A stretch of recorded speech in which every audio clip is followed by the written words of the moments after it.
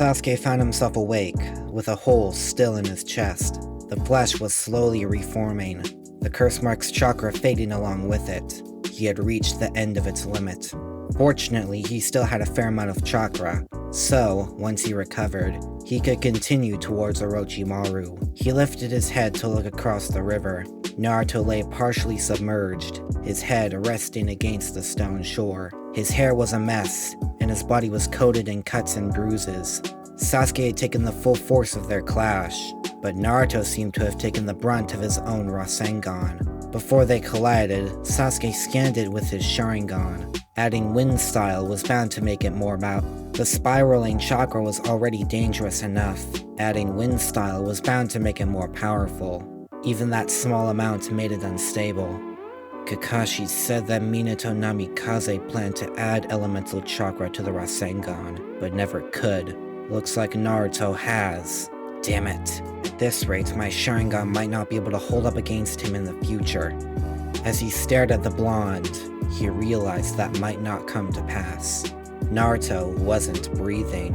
The orange chakra wasn't healing him, as the blonde predicted. Sasuke felt something for the briefest moment, before sensing two chakra signatures approaching. One normal, the other similar to his own. Haku appeared at Naruto's side first, Kakashi a second later, still weaving hand signs. "He's not breathing!" the Yuki cried in worry.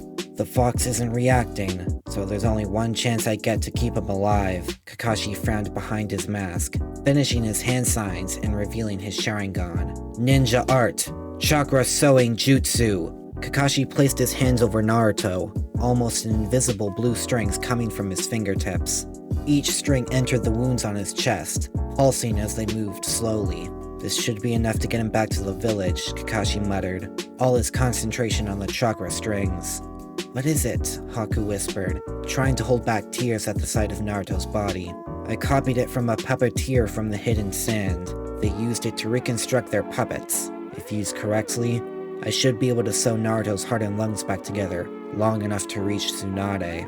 Haku nodded, watching silently as Kakashi worked. After a few moments, Naruto let out a gasp, coughing violently. His heart was beating once more. Haku pulled him closer, feeling his chest rise and fall unevenly. But he was alive. That was all that could flow through her mind. Now that he's taken care of, I also have to deal with my other student, Kakashi said, looking over to Sasuke as his wounds finished healing. The Uchiha stared back, thinking of a way to escape. He knew Kakashi could stop him. His only chance was to toy with his sensei until he received backup. Surely one of the Sound Four or that pale guy won against their opponents. Even then, Orochimaru must have more people to send for me if I don't arrive on time. Sasuke didn't have to wait long, as a shadow flew over him, landing between him and Kakashi. It took a moment to recognize him. "Kabuto Yakushi, I expected you had connections to Orochimaru when you appeared for the Chunin exams, and vanished just as quickly." Kakashi blinked. Kabuto smirked. "I appreciate you hold me in such high regard. Unfortunately, we both know you outpower me. My duel with Naruto Uzumaki is proof of that. So, I'm afraid Sasuke Uchiha and I must depart." "Not happening," Kakashi stated, readying a Chidori. "My misguided student has done enough harm. Unfortunately for you, your quest must fail." Both Kabuto and Kakashi looked up, a figure standing atop the valley of the inn. They vanished in the blink of an eye, reappearing between the two. Kabuto's eyes widened, fear visible. "You? Why are you here?" The man stared behind his orange mask, a spiral going around the single eye hole. "Orochimaru requires the Uchiha. I'm simply assuring our alliance continues," they answered in a deep voice. Kakashi frowned. His Sharingan detected no chakra, as if the figure was a ghost. Memories from a conversation with Jiraiya and Tsunade made him realize who this might be. "You're the man who vanished with Yagura and the Three Tails." "Perceptive as always, even with your infamous Sharingan," the man stated. "Then you must also realize what my objective is." "Are you with the Akatsuki?" Haku asked hoarsely, holding the still unconscious Naruto. "In a way," the man admitted. And since he's here and asleep, I may just take the Nine-Tails Jinchuriki. Last time, I was preoccupied with the Mizukage. An opportunity like this doesn't present itself often. The man walked forward. Kabuto, Sasuke Uchiha, leave this place. You're not the boss of me, Sasuke retorted. Kabuto putting a hand on his shoulder. Listen to him. This man's power is comparable to Orochimaru's. In your current state, it would be unwise to provoke him. Sasuke blinked, looking past everyone to Naruto. Every second since their battle ended, the sense of hesitation lessened. By now, there was nothing. Only his mission, only his revenge. He didn't say another word as he and Kabuto vanished via a body flicker. Kakashi attempted to do the same, but was forced to defend against a kunai that appeared from thin air. The masked man threw a series of punches, Kakashi deflecting each one with greater ease than he expected. He could feel the strength behind each hit, yet could also tell he was holding back. He activated Chidori, swiping across the man's chest, only for the electricity to pass right through him. Kakashi jumped away, expecting the illusion to vanish. It didn't. Fire style. Phoenix Flower Jutsu! The masked man unleashed a stream of fire, a wall of ice forming between it and Kakashi. He glanced back at Haku, her eyes still wide. He didn't have time to worry about her mental state right now. Both she and Naruto needed to get away from this fight. Don't get distracted by your friends, Kakashi! The Jonin flipped away, the masked man catching his fists. What you did earlier wasn't an illusion clone, was it? Kakashi frowned, struggling to escape his grasp. Correct as always. Unfortunately, knowing everything isn't going to save the Nine-Tails Jinchuriki. The man reached for Kakashi's chest, the Jonin using the movement to produce a kunai. It passed right through the man's head, his hand also passing through Kakashi. The Jonin body flickered to Haku's side. Get Naruto home. I'll take care of this, he instructed. A hand grabbed Kakashi's arm, the Jonin finding himself frozen. Copy ninja. That masked man is no joke, a deep voice stated. Kakashi could barely look down at the blonde. You're the Nine-Tails, aren't you? Speaking through Naruto's body. How? Naruto's body remained still, his voice weakening every second. The brat is unconscious. I'm only warning about the masked man because I would like to keep living. He's the one who released me. Released you? You mean from Naruto's mother? Haku asked, surprisingly calm about talking to the fox. You humans thought it was someone from the Uchiha. You were only half right. That man is of Uchiha blood, but no one who resided in the leaf during that time. Then who is he? Haku asked. I warn you, Nine-Tails. If you say another word, I'll subject you to more than torture once I'm done with Kakashi, the masked man declared, weaving hand signs. I don't know who it is, only that he's familiar, the fox rumbled. I need to go and keep this brat alive until your Hokage can help him. Naruto's body went limp once more, Kakashi's Sharingan focusing back on the masked man.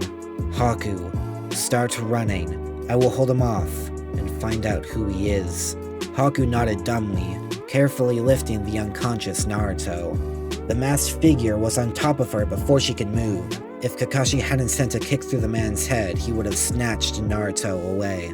Haku vanished up the valley, Kakashi and the man in a bout of taijutsu. Kakashi was unable to land a hit. Meanwhile, the masked figure was landing multiple. My Sharingan is useless against him. If what the Nine-Tails says is true, he also has the same eyes, and likely two of them as well. As him and the masked man unleashed a funnel of flames, Kakashi dived into his memories. Every ninjutsu, every genjutsu, every taijutsu style, every seal, every last technique he had copied over the years. Even as he charged a useless Chidori, there was nothing. That could only mean one thing. If he's an Uchiha, it must be among Gekyo's Sharingan power. Think, Hokage. What names are on that scroll Sasuke showed me? Madara and Izuna have been dead for decades. Fugaku and Shisui died at the hands of Itachi, and I'm positive my opponent isn't him. That only leaves one name. But it can't be. Kakashi avoided another fireball, stopping his attacks. The masked man charged, arm outstretched. Is that really you, Obito? The hand paused inches from his face. The singular eye hole stared into Kakashi's Sharingan. The Valley of the End was silent for what seemed to be an eternity. You figured it out rather quickly. How? Sasuke found a scroll with the names of everyone who has unlocked their Mangekyo Sharingan. Your name was on it.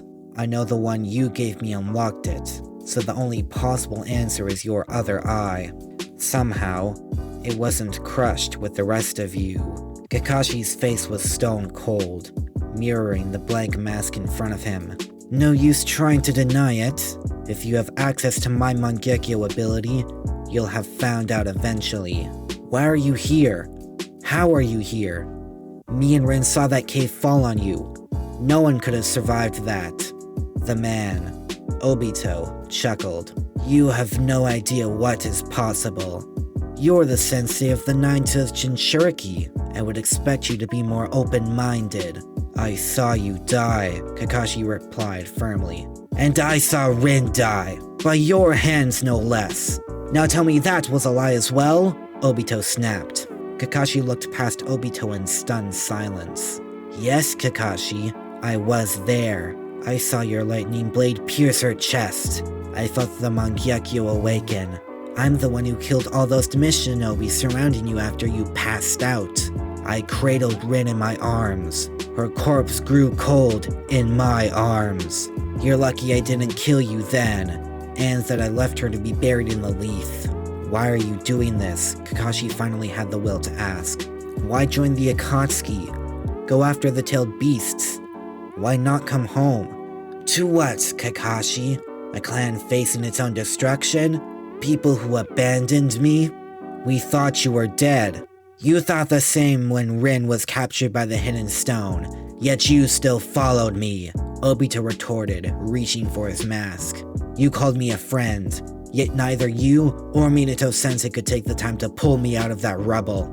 Kakashi tried to rationalize it. His mind raced, looking for a way to make it all make sense. There was nothing, and when he saw the face of his old friend, he realized he could do nothing. Obito's face was severely scarred on one side, his one Sharingan spinning slowly. In replace of the 3 Tomo was a large black shuriken with 3 curved blades. Kakashi stared at the spot where his own Sharingan once resided in Obito's skull. The tightness in his chest was unbearable. It's time to end this, Obito hissed, flashing through hand signs. Fire style! Grand Hellfire! A ring of fire sprung into existence around Kakashi, quickly closing in. Kakashi pulled off a water ninjutsu just in time, Obito charging in for the kill, now wielding a katana. Kakashi raised his arm in defense, the blade burrowing into his flesh. I won't keep fighting you, Obito. You have no choice, Kakashi. Now that you know who I am, I can afford to let you live.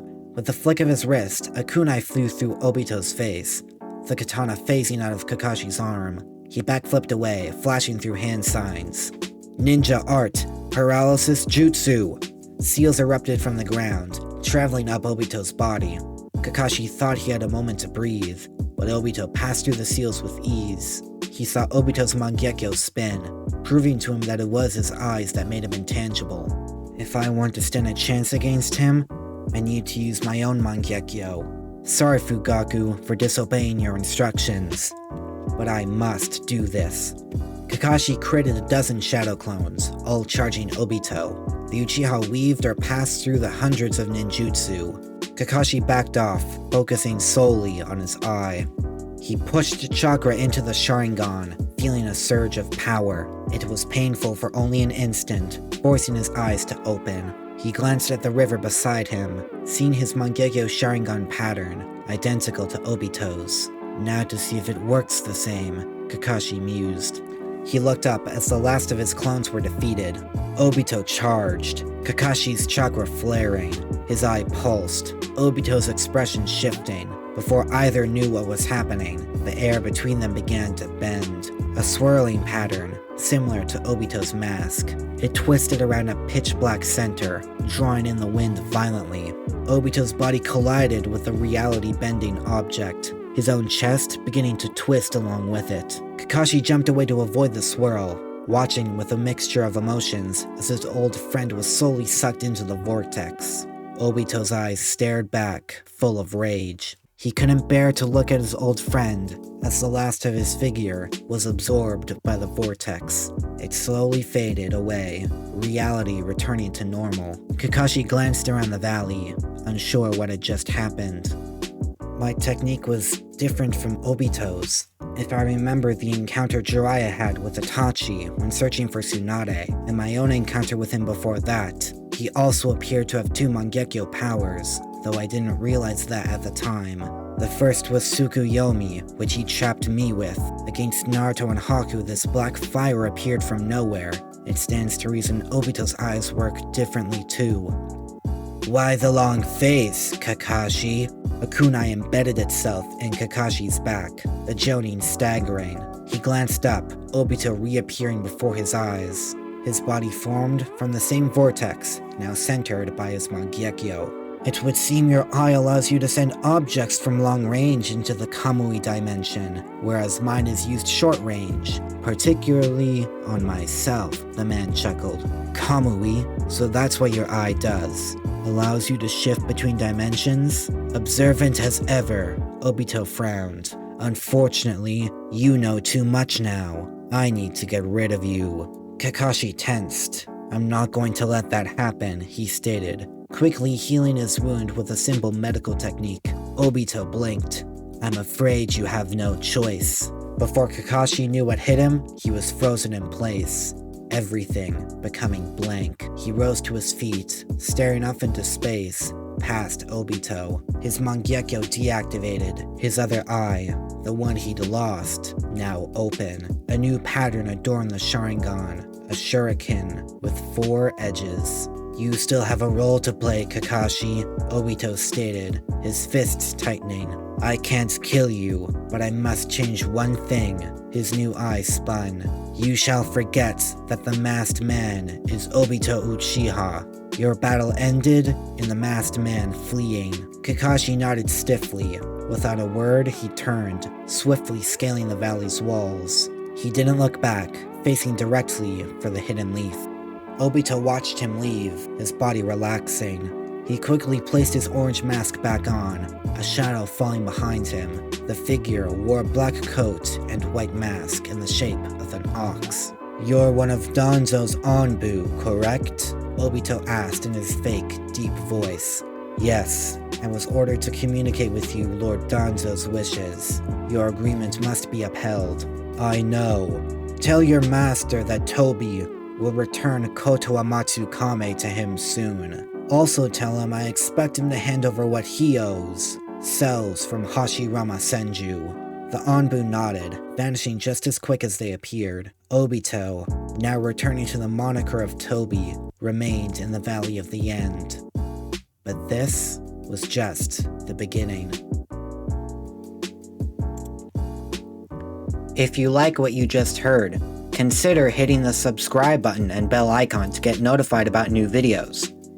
If there's a part you've missed, then check out the entire playlist on screen.